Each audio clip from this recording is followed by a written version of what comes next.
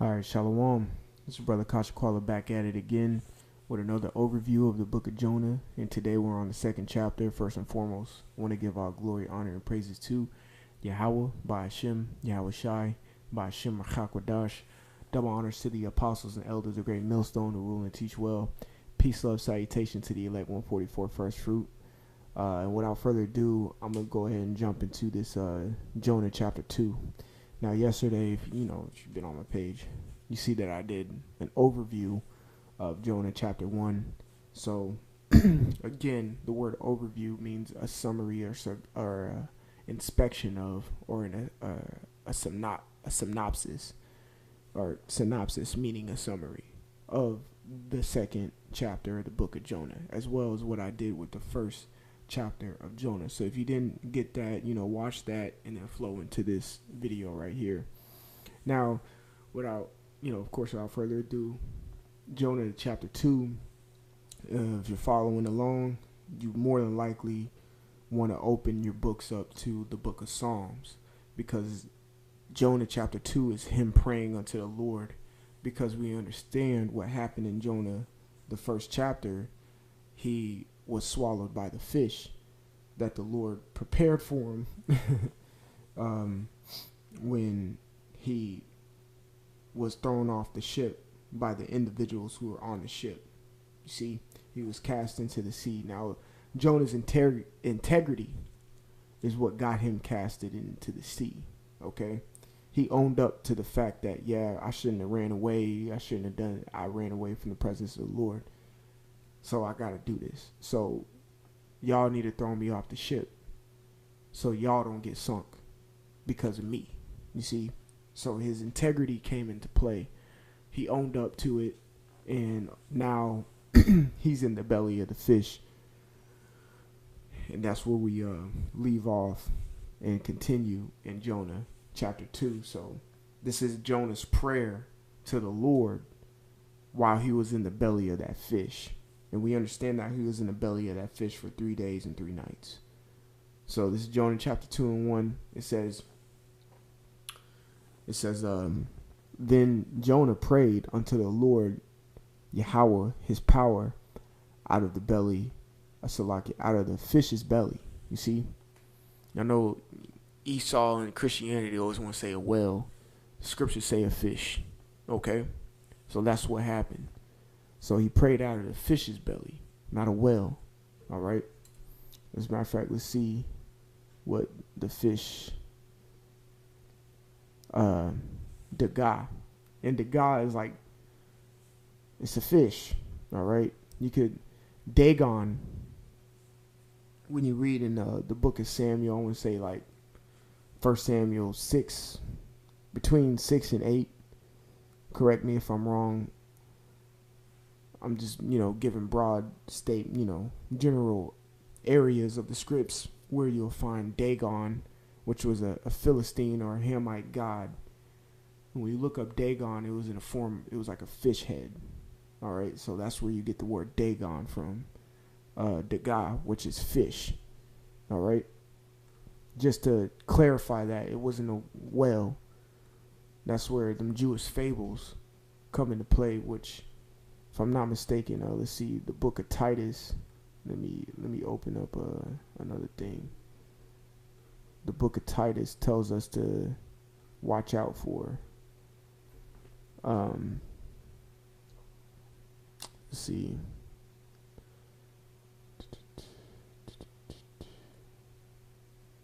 Bear with me real quick.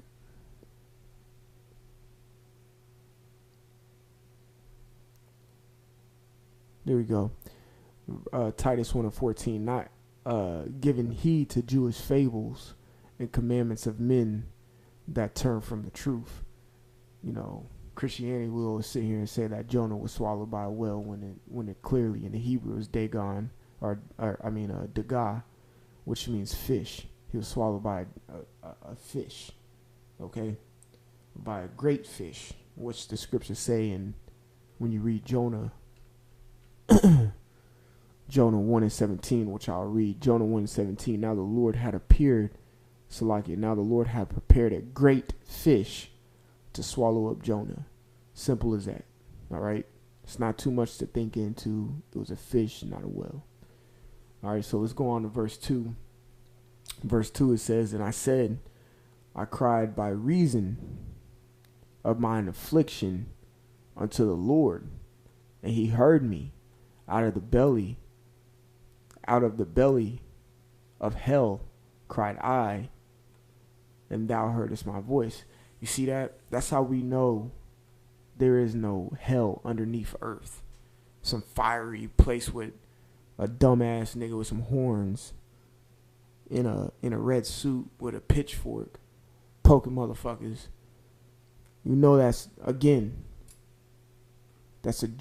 goddamn Jewish fable, man. Something you shouldn't believe in. It sounds hella far-fetched too, if you ask me. It doesn't sound right, you know. Hell is a condition. In the condition that Jonah, he was in the belly of a fish. Of course that's hell. He's going through hell. We're in the belly of America. It's hell. It's full of shit. It's a condition that you're in. So by reason of the hell that he was in, his condition is why he was crying unto the Lord. It says, by reason of mine affliction. That sounds like somebody's name when you go on the 12 tribes. Simeon, Shemaiwan, affliction heard. You see? So let's go to Psalms 120. Because we're going to be in the book of Psalms a lot. Because these 10 verses are a prayer. It's a prayer that he was sending up to the Lord. Okay? This is Psalms 120:1. It says, in my distress, I cried unto the Lord, and he heard me. So it said what? And I said, I cried by reason of my affliction unto the Lord. So in Jonah's distress, he cried unto the Lord. And usually that's just what happens. That's what happens when we go through our day-to-day and some bullshit is happening to us. We immediately, the first thing that you should be thinking about is going to the Lord and praying. Calling on his name so he can deliver you. And it says, and he heard me. All right? And he heard me just like this. And the time is there. He heard me when I prayed unto him. All right? It says, out of the belly of hell cried I. So out of the condition that he was in, he cried to the Lord because he wasn't in a good predicament at this point. He's like, who wants to be stuck in the belly of a big ass fish? Not I. It says, and thou heardest my voice. You see? And thou heardest my voice.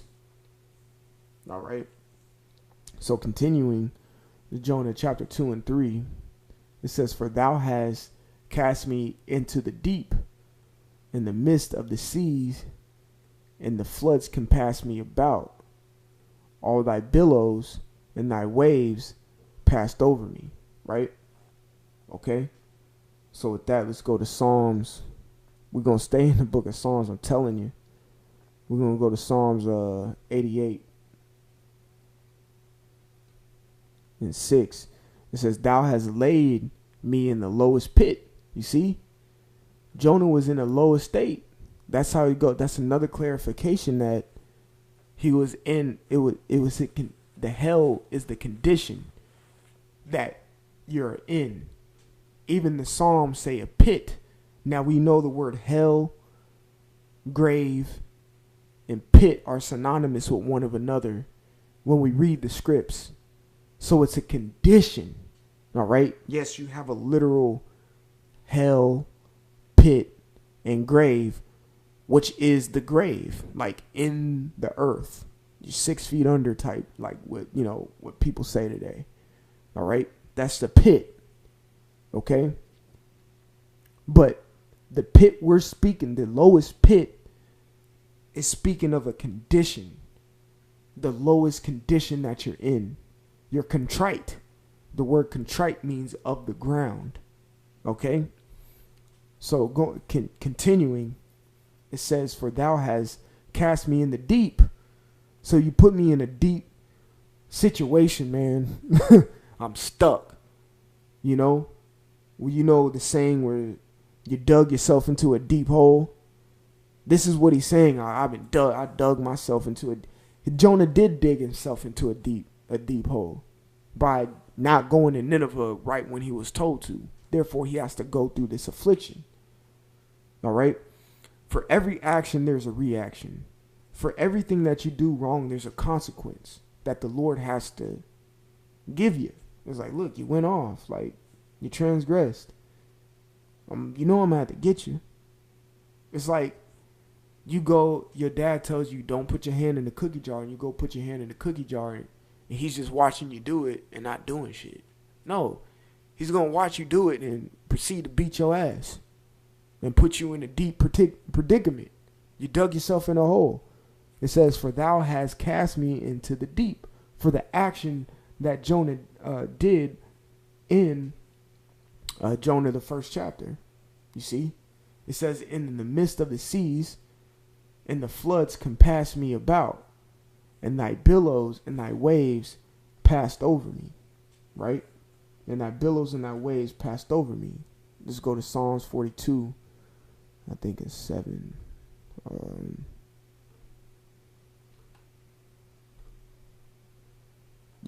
Psalms 42 and 7.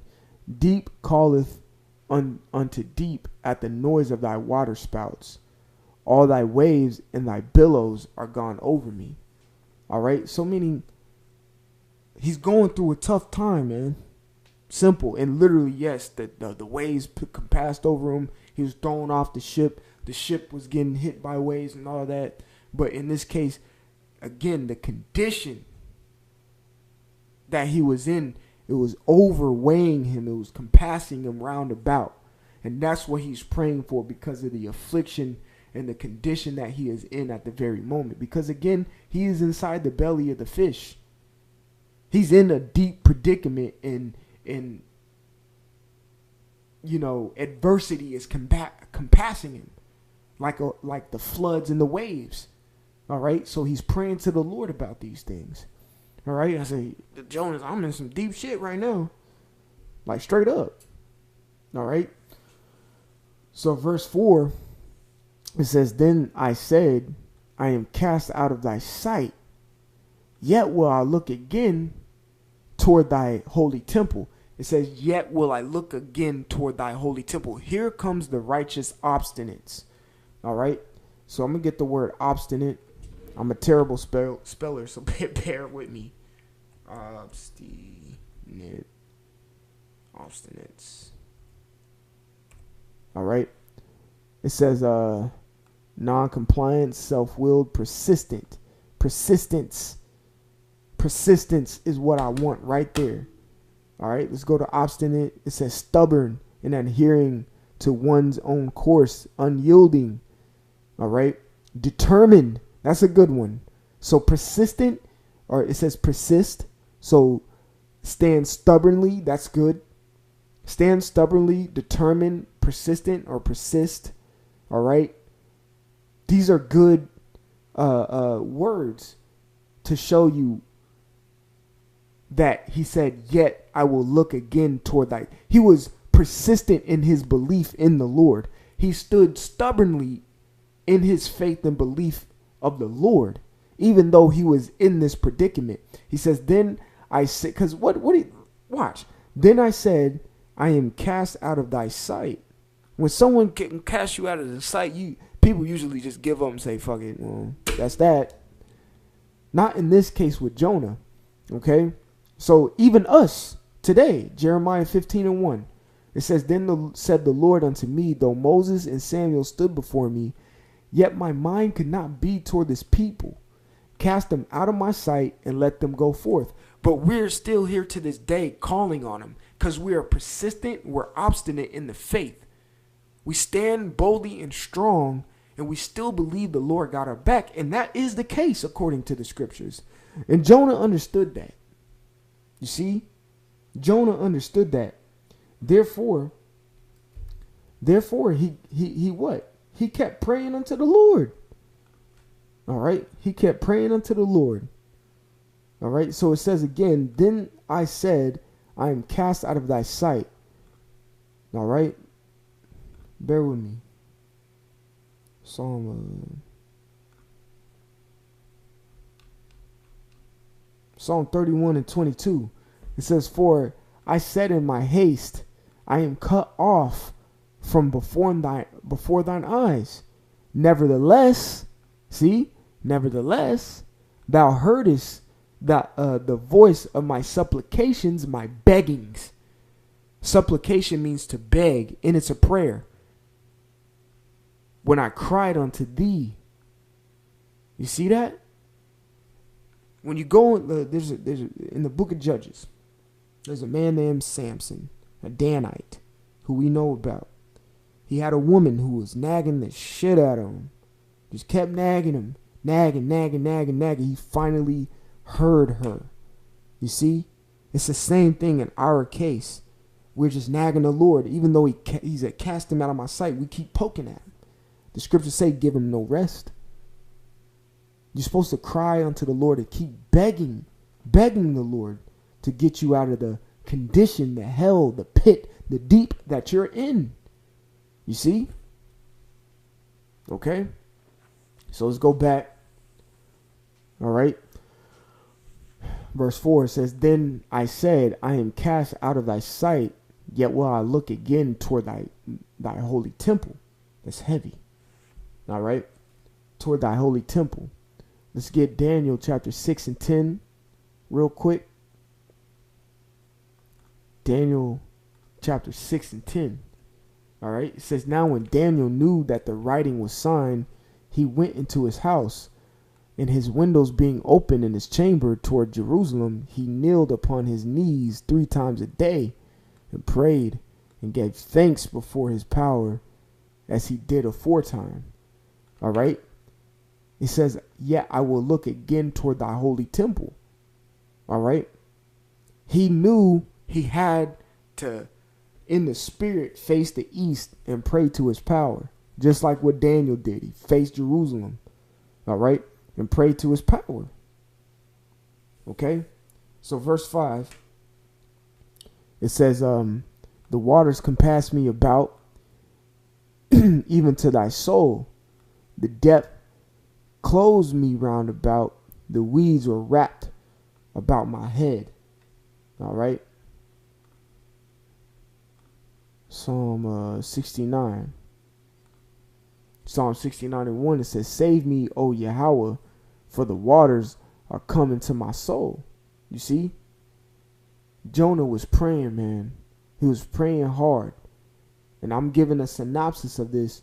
In the literal case, yes, the waters compassed him. But what is water? Water is a powerful element. Okay?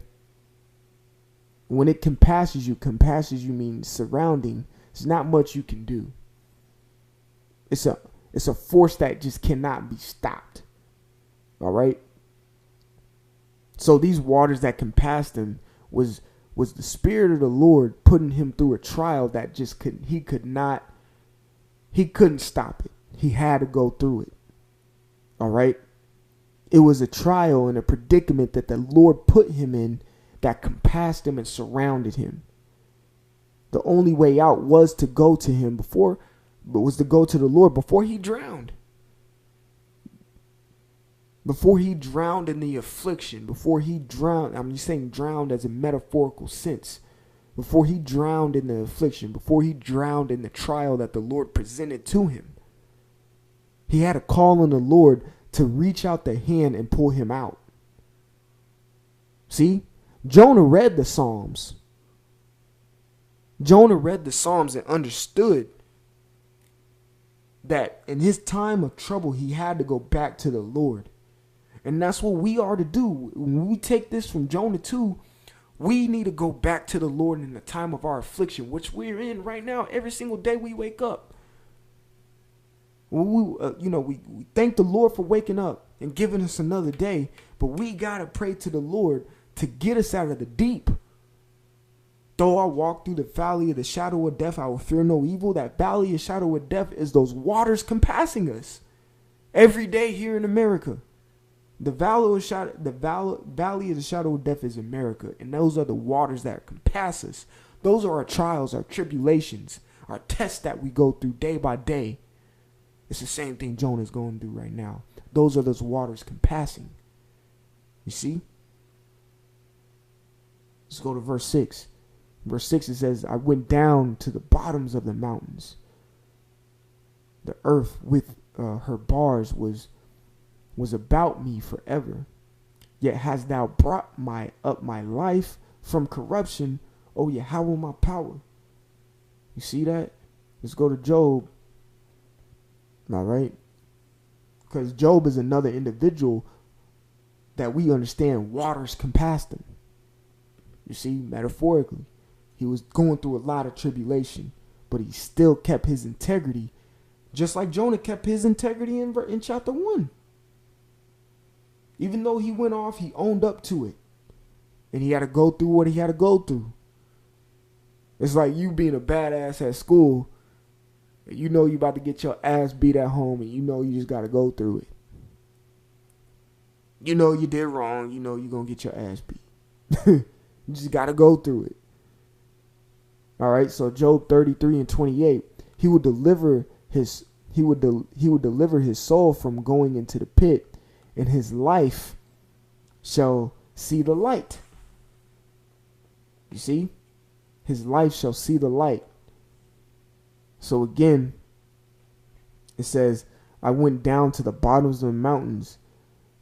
The earth with her bars was about me forever. Yet hast thou brought up my life from corruption. Out of that corruption is the light, man. The corruption is the darkness. All right? And the Lord brings you out of that. You see? Let's go on to verse 7. It says, when my soul fainted within me, I remembered the Lord. You see? The scriptures also tell you, even through your afflictions and even pretty much synopsis, I think it's in the Apocrypha, even through your good times, you're always supposed to remember the Lord.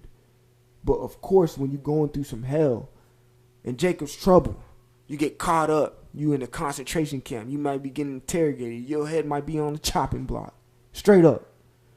You definitely going to remember the Lord, because you're going to be crying on him to give you salvation. Whether it has to come through you getting your head chopped off or getting killed, whatever. You pray to the Lord for the salvation. You remember through your time of distress to call upon him. You see? It says, and my prayer came unto thee into thy holy temple. Woo! Let's go to Psalm 18. This is a good chapter, man. Psalm 18:6. It says, in my distress I call upon the Lord and cried unto my power. And he heard my voice out of his temple. This is a precept to Psalms 120:1. It says, and my cry came before him, even unto his ears. You see, Raphael takes your prayers up to the Lord, man. That's why you have to pray. Apostle Rakah says it the best. You got to continue to pray and pray and pray, man. The Lord hears these things. All right? The Lord hears it, and he'll give you the salvation. He'll give you that key to get out of that situation, because he's the one who made the lock. You see what I'm saying? Catching my drift? All right? So going back to Jonah, it says, when my soul fainted within me, I got weak, I remembered the Lord. All right? And my prayer came unto thee into thine holy temple. All right? My prayer came unto thee into thy holy temple. And we brought out Psalm 18. Read Psalms the 18th chapter with 2 Samuel the 22nd chapter. Just a side note. You'll enjoy it. All right? So going on, verse 8, it says, they that observe lying vanities forsake their own mercy. All right? Let's get one precept. Psalms 31:6. I have hated them that regarded lying vanities, but I trust in the Lord. And it's the same thing Jonah is here. He's trusting in the Lord. He's obstinate in the faith. All right? Verse 9. It says, but I will sacrifice unto thee with the voice of thanksgiving. Come on now. Let's go ahead and get that script in the book of Hebrews. I know the bishop, Tazawam, the head of my camp here in Atlanta, loves to bring this one out. It says, Hebrews 13:15, by him, therefore, let us offer the sacrifice of praise to the Most High continually. That is the fruit of our lips, giving thanks to his name. So again, Jonah 2:9, it says, but I will sacrifice unto thee the voice of thanksgiving. And that's the fruit of the lips, man. That's your supplications, your beggings, your prayers. That's going to the highways and byways. That's doing a lesson. Okay? These are the things that are pleasing unto the Lord. The communication. All right? Let's read it. Hebrews 13:16. But to do good and communicate, forget not. And how do you communicate? Through your lips. The thanks that you give through your lips is a communication unto the Lord. All right? It says, but to do good and communicate, forget not. Let's get the word communicate because it's heavy. Koinonia, I love going into this word, and I love getting this right here. The share which one has anything. You are to share anything that you have on your mental that you can articulate unto the Lord. You got to share those things. The Lord loves that sacrifice. Bro, just tell me what's wrong. I already know what's wrong with you. I just want to hear you say it. Communicate with me. Tell me. Say it to my face, man. Of course, in the most humble type way, with all humility. But that's the same thing Jonah is doing here. He owned up to his mistake in Jonah, the first chapter. His integrity stood.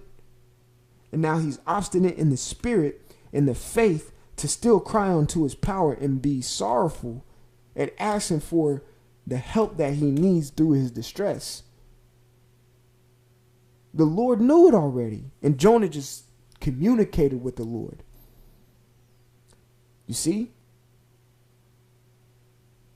It says, I will pay that I have vowed. All right? He'll pay what he has vowed. Let's go to back to the book of Job. And we're going to be in the book of Psalm and Job, a little bit of Job. But especially the book of Psalms 22. Let's go to verse 27. It says, thou shalt make thy prayer unto him, and he shall hear thee, and thou shalt pay thy vows. Pay homage to the Lord, man. You got to own up. You got to do what you got to do, man. You see? You got to do what you got to do. It says what? Salvation is of the Lord. Salvation, that key, is with the Lord to get out of anything that you're in. Psalms 3:8. Salvation belongeth unto the Lord. Thy blessings is upon the people. Selah, and ponder upon that. You see? Let that sink in. Let that marinate. All right? Meditate. And with all these supplication that he brought out, we're going to go back up to verse 2 in a second. This is what happened. Verse 10, it says, and the Lord spake unto the fish and vomited out Jonah upon the dry land. So back to verse 2, it says, and I said, I cried by reason of my affliction unto the Lord, and he heard me. He prayed to the Lord, and the Lord heard him. And in turn, verse 10 happened to Jonah. You see that? Psalm 120 again. Psalm 120:1, it says, in my distress I cried unto the Lord, and he heard me. Because Jonah kept his integrity in the first chapter and kept his faith in the second chapter, the Lord recognized that and let him and let him out of the fish. You see? So that's Jonah, the overview of Jonah chapter 2. Lord willing, you brothers was edified and encouraged to keep praying unto the Lord, because that's what Jonah did. You saw he got out of his predicament. The Lord heard him. You see? So again, I hope y'all are edified. I want to give all glory, honor, and praises to Yahweh, Ba'Shem, Yahweh Shai, Ba'Shem Rakakwadash. Double honors to the apostles and elders of Great Millstone to rule and teach well. Peace, love, salutation to the 1144 First Fruit. Brother Chaashaqahla, until next time, like always, Shalom.